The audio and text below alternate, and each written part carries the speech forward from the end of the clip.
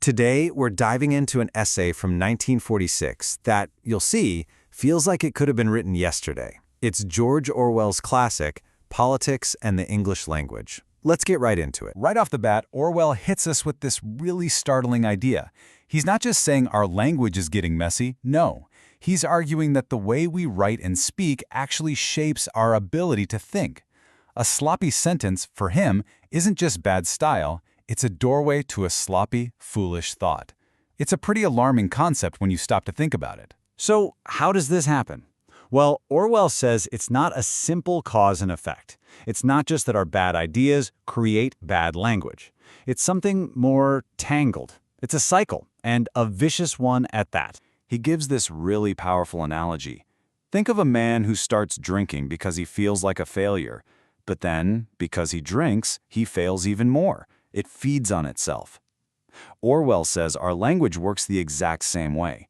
Foolish thinking makes our words imprecise and ugly, and then that ugly, imprecise language makes it even easier to keep thinking foolishly. It's a feedback loop. But, and this is the crucial part, he believes we can break the cycle. It is reversible. Okay, so if we're going to fix it, we first have to figure out what's broken. Orwell pinpoints these bad habits that he sees spreading everywhere, clogging up our prose and, more importantly, our minds. He boils them down to what he calls 4 main mental vices. These are basically the lazy shortcuts that writers take, a lot of the time without even realizing it. They're habits that choose convenience over actual meaning. Let's break down what they are. First on the list, dying metaphors. You know these. They're phrases that maybe once painted a cool, vivid picture, but we've used them so much they're just dead. Think about it. When someone writes toe the line, are they actually picturing a person putting their toe up against the line? Orwell says absolutely not. They're just reaching for a ready-made phrase. And that's a sure sign that the brain is kind of switched off. Next up, we have what Orwell brilliantly calls verbal false limbs. What a great phrase, right? This is when you tack on extra clunky words instead of just using a simple strong verb.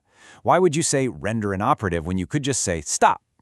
These phrases puff up a sentence. Sure, they make it sound all official, but they completely kill the directness. They're just padding. Habit number 3 is pretentious diction. We've all seen this. It's the impulse to use a big, fancy word when a small, simple one would do just fine. Using words like ameliorate instead of improve, or utilize instead of use. It's often done to make a simple idea sound incredibly profound or scientific, but what it really does is put a wall between the writer and the reader. It's all about appearance, not clarity. And finally, maybe the most dangerous of all, meaningless words. Orwell points his finger directly at political words like democracy, freedom, patriotism, or fascism. These words have been twisted and abused by so many different people that they often don't have a single agreed-upon definition anymore. They stop being words that describe something real and instead become weapons, used just to signal this is good or this is bad. So, okay, we've got these 4 bad habits. Dying metaphors, verbal false limbs, pretentious diction, and meaningless words. But why is Orwell so worked up about them? This question brings us straight to the heart of his entire argument, the toxic relationship between bad language and bad politics. Now, Orwell gives this perfect, almost comical example to show what we've lost. First, just listen to this famous verse from the Bible, from Ecclesiastes. It's concrete, it's clear. I returned and saw under the sun that the race is not to the swift, nor the battle to the strong. Simple, beautiful. Now listen to Orwell's translation of that same idea into what he calls modern English. Objective consideration of contemporary phenomena compels the conclusion that success or failure in competitive activities exhibits no tendency to be commensurate with innate capacity.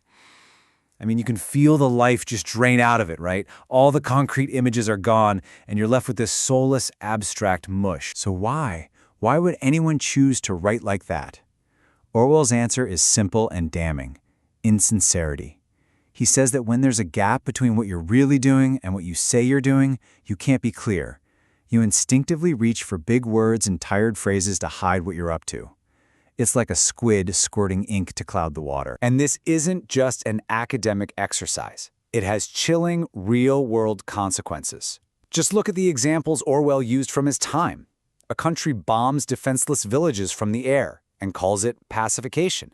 It throws peasants off their land and calls it transfer of population. It imprisons people for years without a trial and calls it elimination of unreliable elements. You see, the language is deliberately chosen to numb our minds to the horror. And this all builds to what is probably the most famous and most devastating line in the entire essay.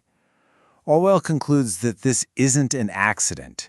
This is the point of political language. It is designed to do this. It's a tool to make lies seem true, to make murder seem respectable, and to make things that are complete nonsense sound solid and profound. Now, that's a pretty bleak diagnosis. But remember, Orwell was an optimist in his own way. He believed we could fight back. And to do that, he gives us a very practical toolkit, a set of rules for anyone who wants to cut through the nonsense, think clearly, and resist being manipulated. And here they are. They're wonderfully simple. 1. Never use a metaphor or a figure of speech that you're used to seeing in print. 2. Never use a long word where a short one will do. 3. If it's possible to cut a word out, always cut it out. 4. Never use the passive where you can use the active. 5. Never use a foreign phrase, a scientific word, or a jargon word if you can think of an everyday English equivalent. And his last rule is the most important of all. Rule number 6 is the master rule. It reveals he's not some rigid grammarian. The point is not to just blindly follow his rules. The point is to be clear and truthful. He wants your meaning to choose the word for you, not the other way around. So, if sticking to one of these rules forces you to say something clumsy or ugly, what he calls barbarous, then you have his permission to break that rule. Clarity is king. And this brings us to Orwell's final provocative question. He leaves us with this incredible thought. He suggests that if you take on the task of cleaning up your own language, of speaking and writing plainly, you start to free your mind from the worst follies of orthodoxy. You can't just repeat the tired old slogans of a political party if you're forcing yourself to think about what the words actually mean. When you go to say something stupid, its stupidity becomes obvious, even to you. And that is a revolutionary idea, that fighting for political freedom can begin with something as small and as personal as choosing your words with care.